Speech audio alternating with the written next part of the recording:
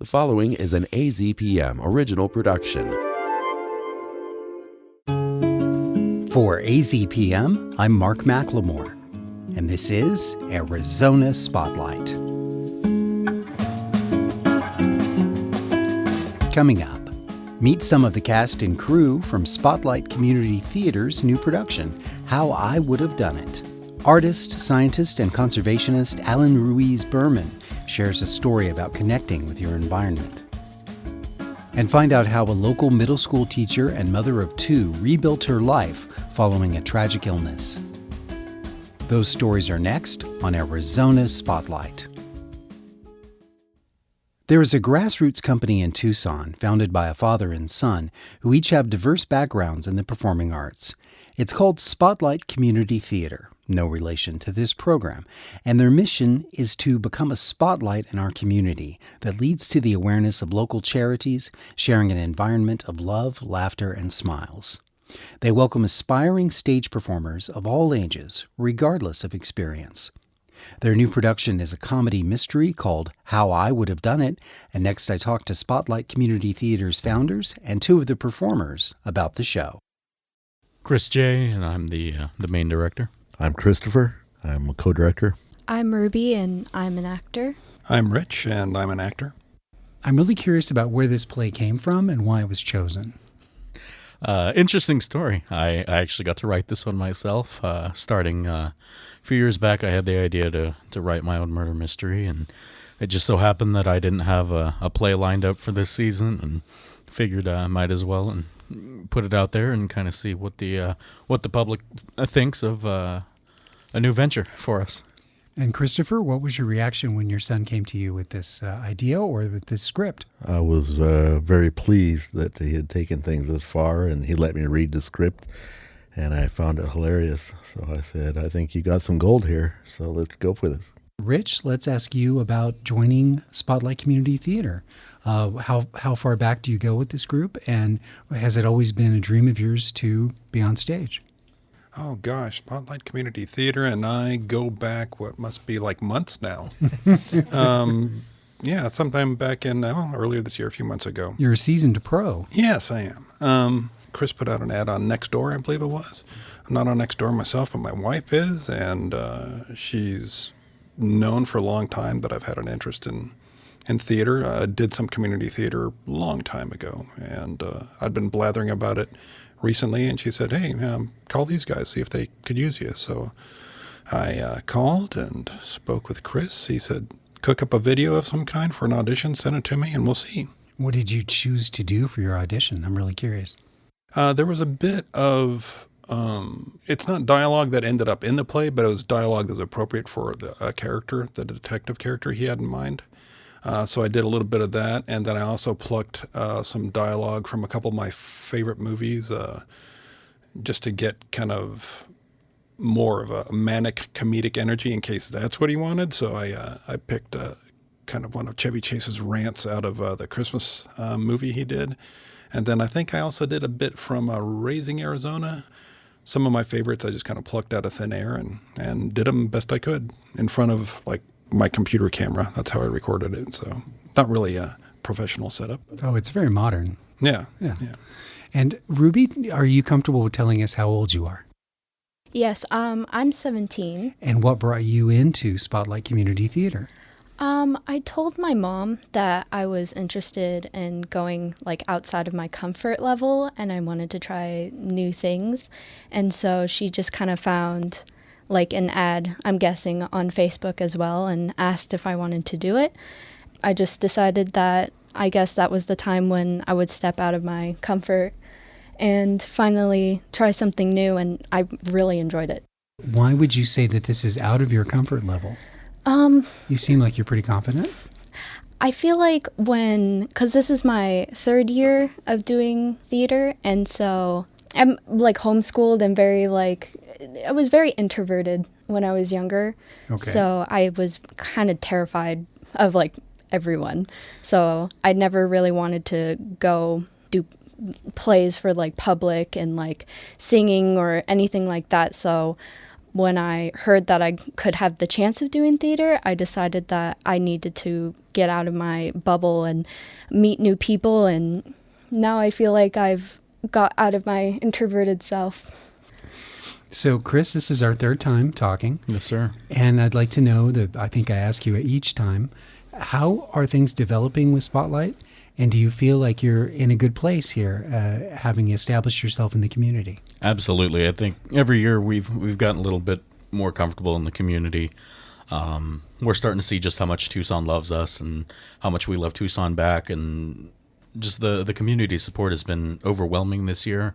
We're just beyond blessed that we've been welcomed with such open arms by the community. And somebody told me that I should ask you about the puppet. Yes. The puppet is my favorite character in this show. He's a loon. It's kind of a character that I enjoyed writing so much that I just had to do it myself. So you're performing. I'm doing the voice. I'm doing the voice of the puppet. He's a very comic book inspired character as far as his personality goes, and he's very mobster related, I guess, that kind of thing. And He's a big wannabe. He's a malcontent. yeah.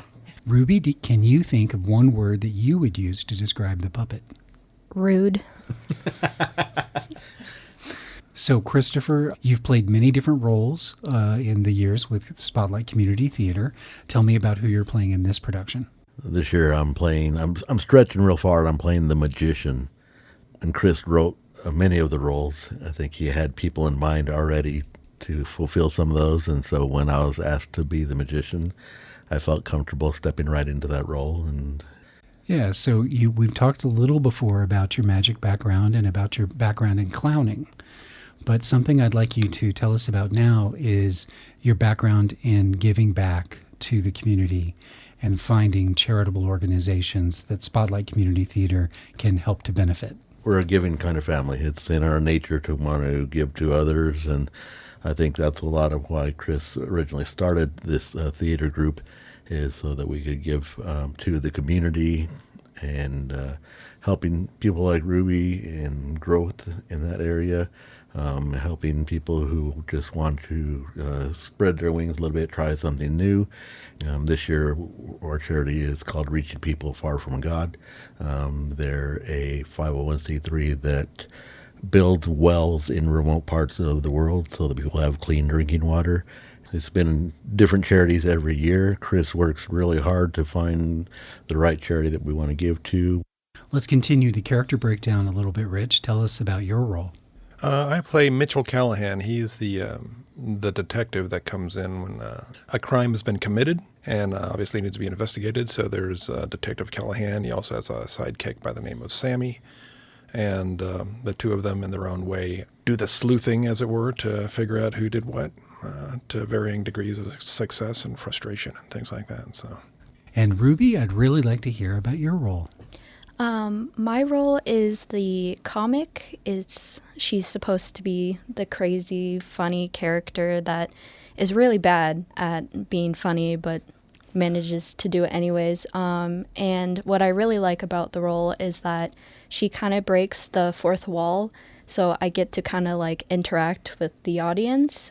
At first, I wasn't really sure about this role just because I felt like I didn't know how to get into like a purposely funny character. But after a while, I really liked playing the character, and I trust Chris when he picks everyone's role. I think our plays have great personality. If people really enjoy our play, I also would encourage them to maybe join one of our future plays that we're doing and, you know, get to interact with our community in more ways than one. Chris, can you offer an invitation? We just want to invite the Tucson community out, and hopefully you enjoy our zany little homemade show. We've had a great time producing it and making it, and can't wait to have all the community out to join us. Spotlight Community Theater presents How I Would Have Done It next week, July 24th, 25th, and 26th. Their stage is at 6245 East Bellevue Street, and you can find a link for more information on the Arizona Spotlight page at azpm.org. There's something powerful about a single voice sharing a true story. It gives a chance for the storyteller to let their personality shine and forge new connections with anyone who takes the time to listen. In support of this important community tradition, Arizona Spotlight features a different storyteller on the third Thursday of every month. Here's Tony Paniagua to introduce our guest. Thank you, Mark. Our storyteller this month is Ruiz Berman. He is an environmental artist and conservation biologist who has spent years in different parts of the world, such as Mexico, northeastern United States, the Caribbean, and beyond. He moved to the Sonoran Desert region in 2018 to work at CEDO, the Intercultural Center for the Study of Deserts and Oceans, in Puerto Peñasco, or Rocky Point, Mexico, and eventually made it to Tucson. Prior to telling his story, we'll learn more about his combined affinity for art and the environment. Ruiz Berman, thank you very much for joining us. Sure, it's great to be here. You are a conservation professional and an artist, among other things. Can you tell us how these two worlds came together for you? Yeah, absolutely. I would say I've always been an artist since I was a kid. I grew up in a very artistic family. My biological father was an opera singer, and my mother loved to paint. And I also grew up among scientists. My mother was a chemist, and my dad is a cardiologist. So bringing these fields together always felt natural to me. I started my art career by looking at National Geographics and drawing from them and collaging images together. Your artwork, does it focus on the desert, or are you dealing with other topics as well? It definitely brings out a little bit of who I am as a person, but it's very much rooted in the landscapes around me. So I do most of my work outdoors, au plein air, as they say. My current inspiration was really a class that I took in New York at the Museum of Natural History, where I revisited these museum dioramas, these murals that people did back before large-scale photography was a thing. And what fascinated me about them was that they're incredibly realistic, and they really bring you into another environment. And that was their intention, to transport somebody who never gets to leave the city to the plains of Africa or to the islands of the Gulf of California. And what made them incredibly special was that a lot of ecology went into them, a lot of mathematics. It was really kind of a Renaissance man and woman art form. And so that's what I'm trying to do with my practice, is to work outside, to connect with the landscape, and also to try to reflect and capture some of that onto my canvas so that I can share it with other people and get them to appreciate these places as well. And you have a website called Observational Ecology. What do you try to accomplish with that website? This is something that came together recently, actually during my time here in Tucson. During COVID, I had some time to think about my career path and the things that I've lived and experienced. And I realized that one word that really brings all of them together is this word observation. It implies curiosity, and it implies a sense of place. So really connecting to wherever we happen to be. And as somebody who's lived and worked in 5 different countries and all around the world, connecting to where I am in that moment has been something that's very important, because often I'm immersed in a culture that is unfamiliar and is new to me.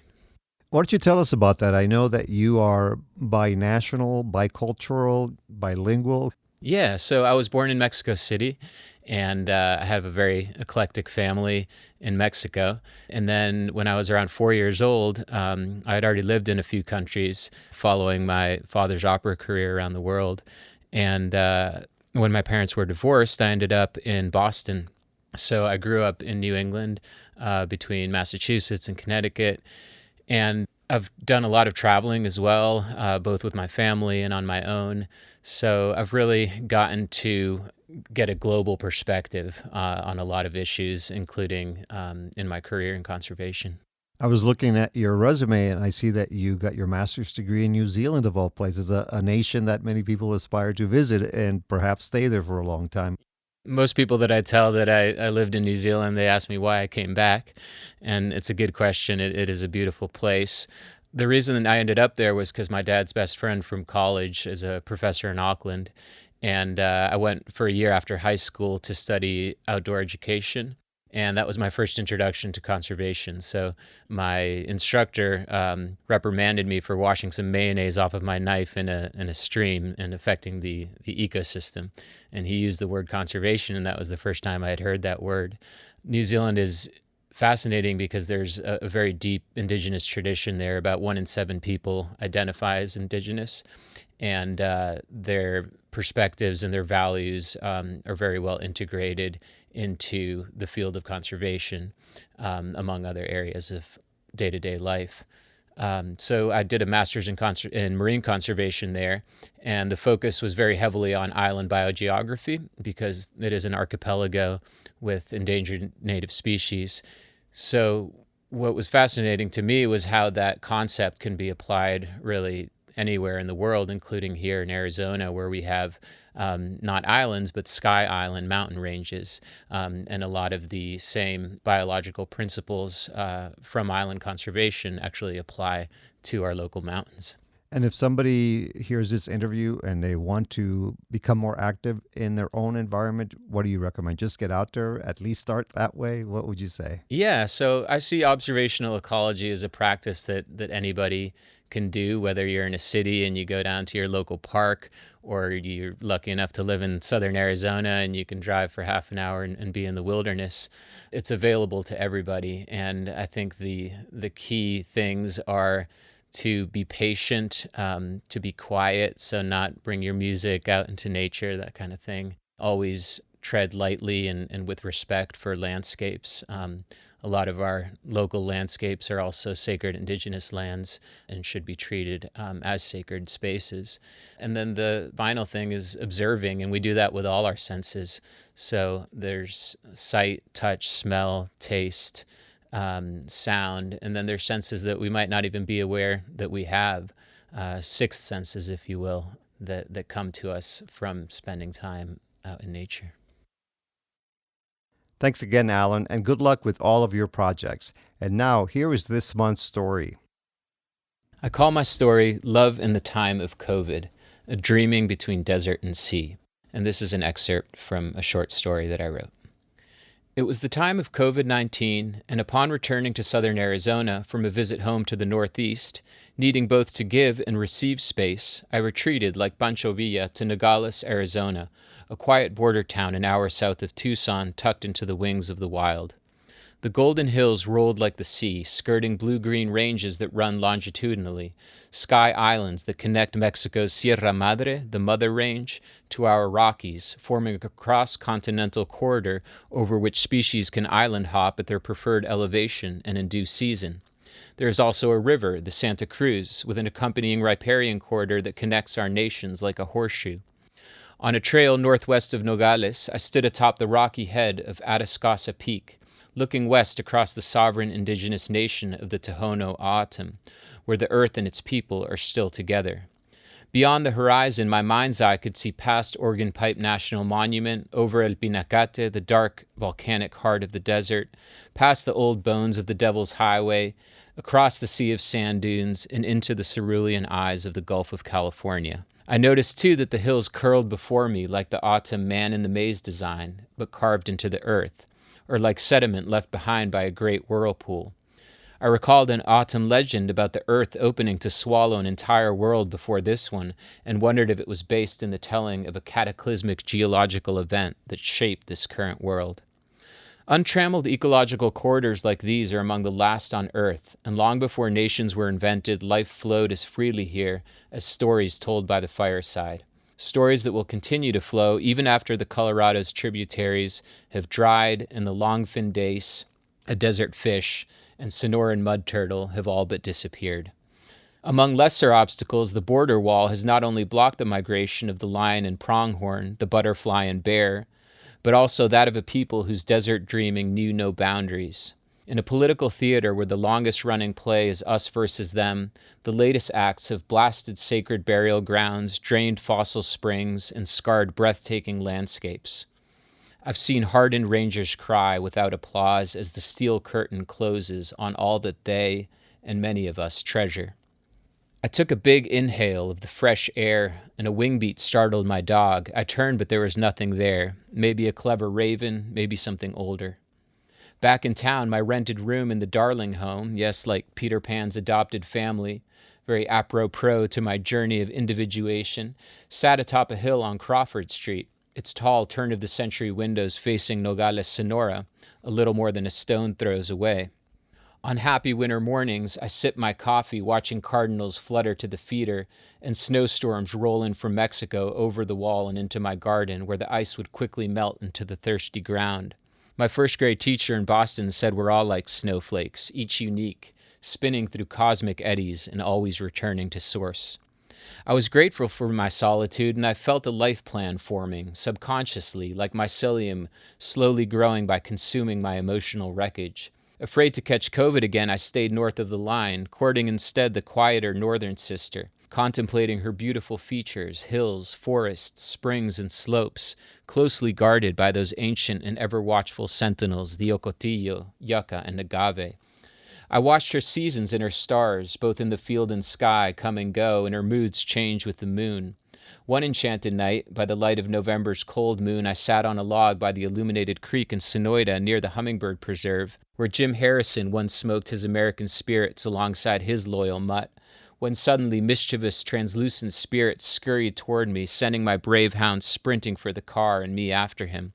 Butler Yeats, who was a ghost aficionado, once said, "The world is full of magic, just patiently awaiting our senses to grow sharper."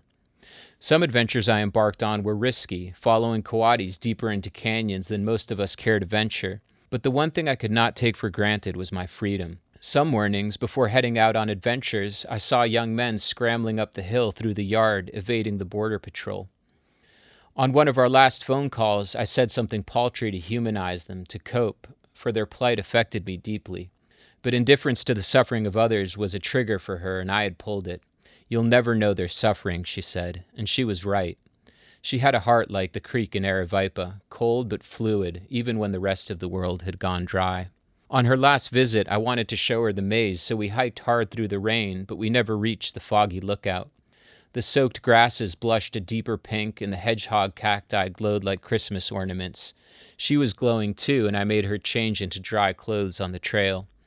Back home, I gave her 200 toenail shells from my home waters, all carefully strung together by hand, my quiet meditation on many long and lonesome nights. I wanted her to stay, but even more, I wanted her to find and forgive the one person she hadn't. Then she too melted into the warm arroyos of time. Alan Ruiz Berman says some of the most memorable places he has visited around the world include the Caribbean and New Zealand. But he adds that we can find fascinating natural and cultural environments much closer to us. These include Bahia Quino in the state of Sonora, Mexico, where Prescott College operates the Quino Bay Center. It's a binational field station for education, science, and other topics around the Sea of Cortez. For Arizona Spotlight, I'm Tony Paniagua.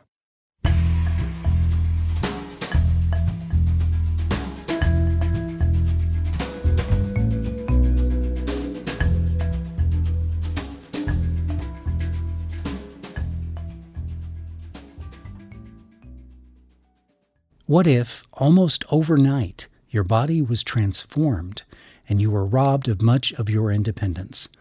Some of us might never recover. But in this story, we'll meet a middle school teacher and mother of two who, with support from her family, coworkers, students, and medical professionals, is in the process of rebuilding her life and resuming all of the things she loves. We'll hear from Lisa Scott and her husband Keith, but Lainey Kitzmiller, the principal of the school where Lisa works, will begin. You need your Chromebook, your notebook, and your pencil. At Esma Station, we have about 750 students, kindergarten through 8th grade. Teachers who are classified staff at Esma Station are so caring. They love each other, they love our students, they want them to find success, and they're usually really there for them. I've known Lisa for 5 years. I remember interviewing her and thinking, should we just run out into the parking lot and be like, "Hey Lisa, come be our science teacher." She loved science and she loved middle school students. And you could tell that she was going to have wonderful connections with them. I've been teaching for 20 years. I've had multiple students throughout my career that made me realize that I was in the the right place between, students that I run into that are in college and tell me that they're getting a degree in engineering or getting a degree in physics, and that, 8th grade science was the place where they started to really, really enjoy science. The best parts of my marriage would be just our friendship. We're definitely each other's best friends, and we just enjoy hanging out. We don't need to go and do crazy things together or adventures. I mean, we just enjoy being around each other. Starting a family, obviously, was a big part of that. So winter break of 2022, my husband and I went to bed exhausted, as parents do on Christmas evening, and I woke up in the middle of the night with pain in my left flank. The pain was unmanageable, and my husband said, we need to get you to the emergency room. They, said it looks like a kidney stone. They didn't find any sign of infection and sent me home.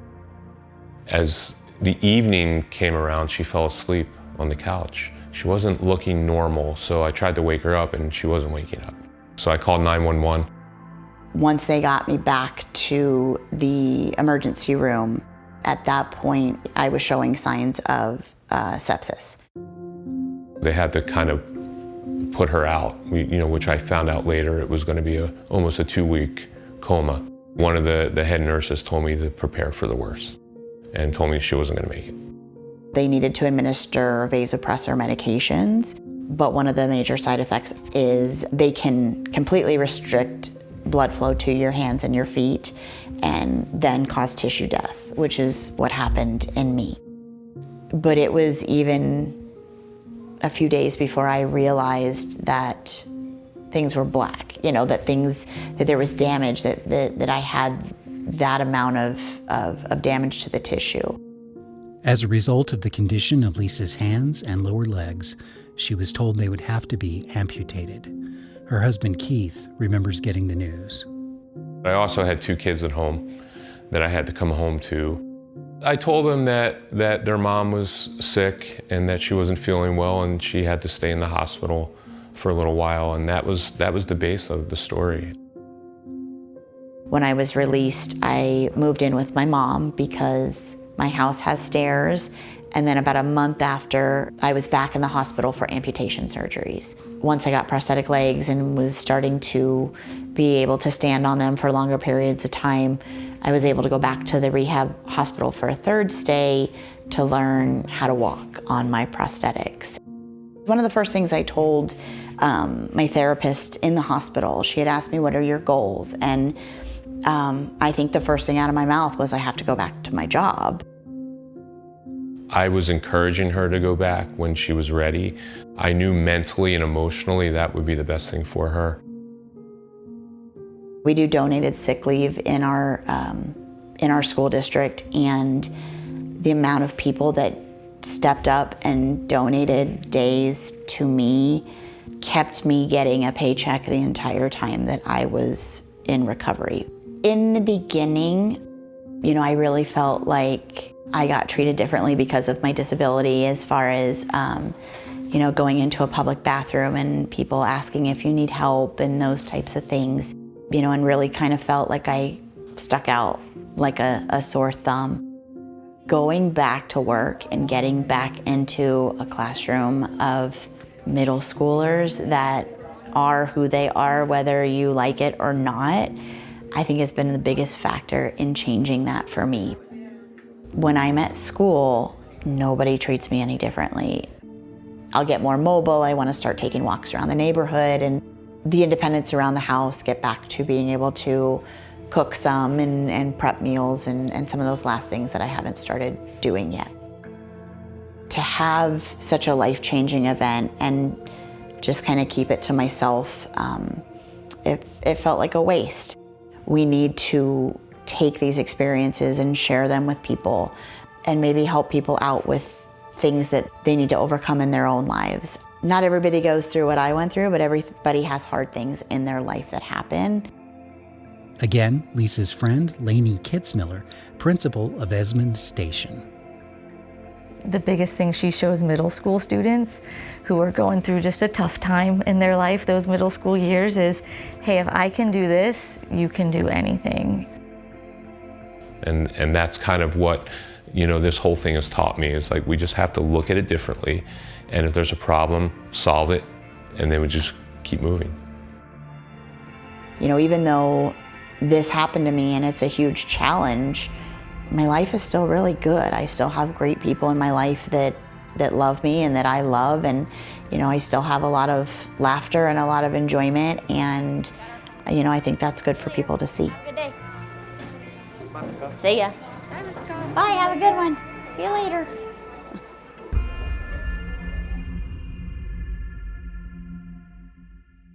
The Unbreakable Lisa Scott was produced by Emily Beck for AZPM's Arizona Illustrated. It was adapted for radio by Summer Williams. You can also see the story that you just heard on the Spotlight page at azpm.org. Thank you for listening to Arizona Spotlight. This show is a production of AZPM. The production engineer is Jim Blackwood. Production assistance by Zoe Giuliano. I'm producer and host Mark McLemore. AZPM's original productions are made possible in part by the Community Service Grant from the Corporation for Public Broadcasting and by donations from listeners like you. Learn more at support.azpm.org. Thank you.